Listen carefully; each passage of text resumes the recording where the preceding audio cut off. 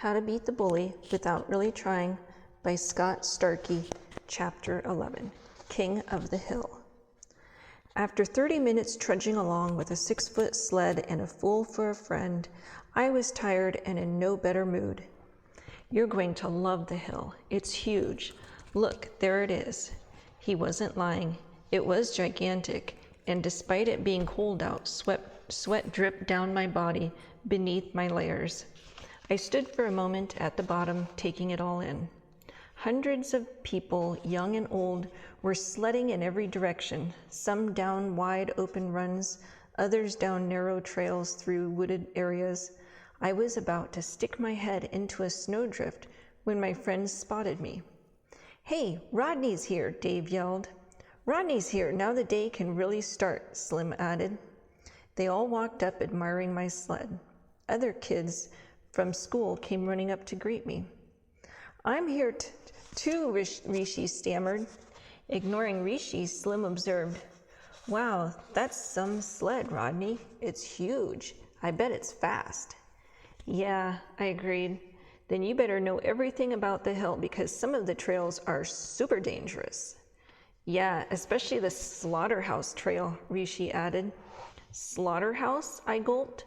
I hoped I didn't sound as scared as I felt. "Yeah, no one goes down that anymore. The last person to try it was Dave's cousin, and he broke his leg." "He hit a tree," Dave explained. Slim continued, "Yeah, he had to turn into the tree, otherwise he would have fallen into the ravine of doom, and then you're a goner.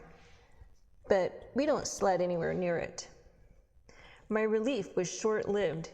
"Yeah, 'cause you're too scared," Toby's unmistakable voice sounded behind us. Josh and I just got off the Wild Thing and didn't see you girls over there. Did you see them, Josh? Josh stood behind Toby wearing his leather jacket and smirking. "Nope," he answered. It was the most I had heard out of him since Thanksgiving. Toby dropped his sled and began squeezing a snowball, making it hard and round till it turned to ice. He looked up at me, and for a fleeting second, I saw he wanted to throw it right at my face. Instead, he turned and launched it at some kindergartners. It landed several feet in front of a little kid in a Spider-Man hat. Toby frowned. "Nice throw," Rishi laughed. Toby sneered, but I saw him notice the beast, and maybe its size and bright orange plastic sheen silenced him. "You like it?" Rishi asked him. "If you're real polite, maybe Rodney won't flatten you with it." With that, we left our snarling foes and followed Rishi up the hill. I realized that by the time the day was over, there was a very good chance I would either break a leg or in my pants. Neither option appealed to me. We kept going. The higher we went, the steeper it got. At one point, Slim, never graceful, slipped and slid all the way down on his back. "Real nice," a girl's voice shouted from close behind us. "You look like a big upside-down turtle." The voice was very familiar, so I wasn't surprised when I turned and saw Kayla laughing. She wasn't alone. Samantha stood in a white coat, also laughing at Slim, and beyond her, in a pink outfit, stood Jessica. Instead of feeling happy, I couldn't believe my bad luck. The last thing I needed was her seeing me wipe out. Swallowing the fear bubbling up inside me, I followed Dave and Rishi to the top. Far below us, you could see all the streets and parks of Garrettsville, and I could even see Baber Intermediate in the distance. But up here, it was quiet. The wind seemed to blow all other sound away. Rishi looked over at Dave and me and said, "Okay, let's do it." "Wait, the girls are in our way," Dave pointed out. "They'll be up to us in a minute." We stood shivering as they approached. The sky had turned dark gray and snow had started to fall. Suddenly, I wished I had never pretended to be anything other than what I really am, a coward. I wouldn't have to keep proving myself to everyone. I wouldn't be standing up here terrified at what was about to happen. I could be at home in my cozy room. "What's with him?" I heard Kayla ask. I looked up and noticed everyone staring at me. "You look like you're about to cry." No way, I said. I was just trying to figure out the scariest, craziest way to head down this molehill. Molehill? Rishi shouted. Did you hear him? My man Rodney's not afraid of anything. I looked at Jessica and the two of us smiled. In an instant, I knew I'd rather crash than admit I was chicken in front of her or my friends.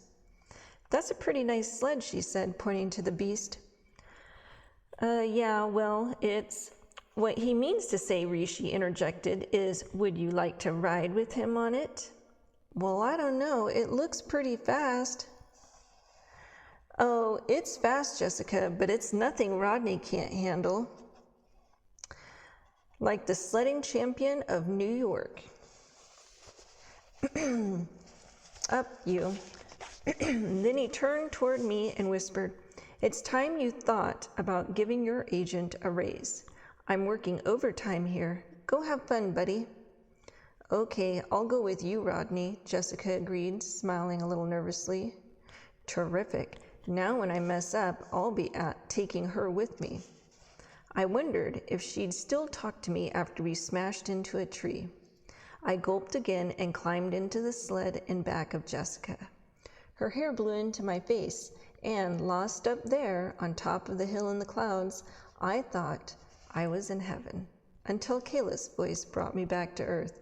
My sled! My sled slid down the mountain. Isn't anyone going to do anything?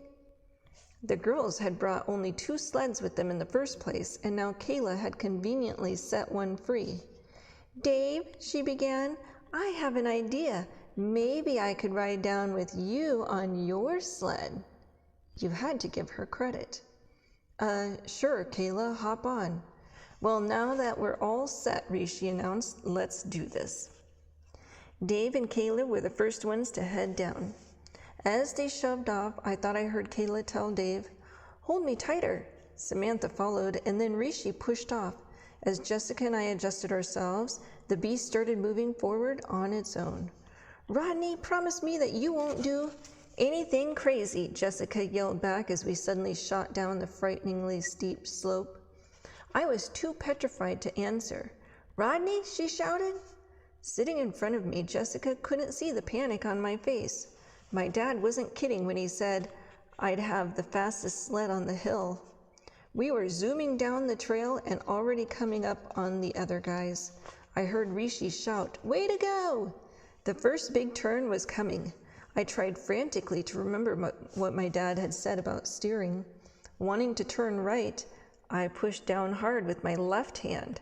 The beast immediately swung further to the left, and before I had time to think, we were zipping between 2 bushes straight into Slaughterhouse Trail. We passed right in front of a shocked Toby and Josh, and in the corner of my eye, I saw their sleds smash into each other. Slow down, Rodney, Jessica was shrieking. You promised me. It was Rishi's voice ringing out behind us that brought me back to my senses. He yelled, Rodney's heading for the Ravine of Doom. The beast was now traveling at warp speed and seemed to have a mind of its own. Are you sure you know what you're doing? Jessica screamed, clutching onto my legs. She didn't exactly sound happy, and I was way too terrified to answer. My brain completely shut down. I didn't know what was coming, and even if I did, I couldn't do anything about it. The beast was in its glory. We were an orange blur and just about airborne when I heard Rishi shout, Watch out for the Ravine of Doom! Ah! Jessica screamed as we flew straight off the cliff. The beast sailed above boulders, and I could see little kids far below at the bottom of the hill staring up at us. Jessica continued screaming and had turned and buried her face in my chest. Her eyes were closed, and she couldn't see the fear in my own eyes. We're dead, we're dead, we're dead, was all I could think. We started to plunge. I clapped my eyes shut. The beast bounced off something hard that slowed us, but we almost flipped and did 2 complete circles before coming to a gradual stop in the midst of a crowd at the bottom of the hill. I later found out the something hard we hit was a giant igloo some kids had spent the morning building. Poor kids. It's okay, I managed to squeak. Jessica was silent, and I realized she was probably crying. We may have survived, but I was sure our friendship hadn't. I braced for the worst. She tentatively let go of me and looked up at the crowd gathering around us. Then it happened. She flashed a great big smile and said, "That was amazing. You're crazy. How did you do that? No one's ever gone off the ravine of doom. You made it seem so easy." I exhaled and looked up toward the heavens. Somehow I had done it again. Well, us New York sledding champions, we've got a few moves, you know. "Rodney, that was the coolest thing any boy in this town has ever done," she explained as she stood up. By now, my gang and half the population of Garrettsville had made it over to us. They all seemed to be saying the same thing, that it was the greatest sledding feat in the history of the hill. Disheveled, covered in snow, and not looking too happy, Josh and Toby came wandering up. Toby turned to Josh and said, "Who does this guy think he is, Evel Knievel?" Josh didn't answer. He was looking down at the front of his beloved leather jacket. It was ripped from top to bottom, undoubtedly torn in the crash I had caused. His eyes slowly looked up at mine. They were deadly serious. Not since the first day of school had he given me such a threatening look. He held my gaze for a number of slow seconds, grabbed his sled, and walked off. Toby looked one last time at me, and the cheering crowd shook his head in disbelief, grabbed his sled, and followed Josh. The snow had stopped, and the sun was actually shining brightly. We decided to stay at the hill for a while longer and spent time over on the Bunny Bouncer, where I gave rides to all the little kids who wanted to experience the now legendary beast. Jessica told them what it was like and how I had steered like a master. After a couple of hours and a warm goodbye from her, I was walking home, lugging the beast and smiling to myself when I heard a "hey" come from a bush. "Huh?" I mumbled, looking at it. Dave's head popped up. He looked from side to side. "Is the coast clear?" I laughed. Kayla was nowhere in sight. "Yeah, it's clear." "Thanks, Rodney." And with that, he was off and running. A few blocks from home, while wondering what my mom had made for dinner, I heard the loud, unmistakable rumble of a motorcycle roar from behind me. Oh no, how could I have forgotten? The McThugs were bound to come for revenge at some point. I gulped and glanced back.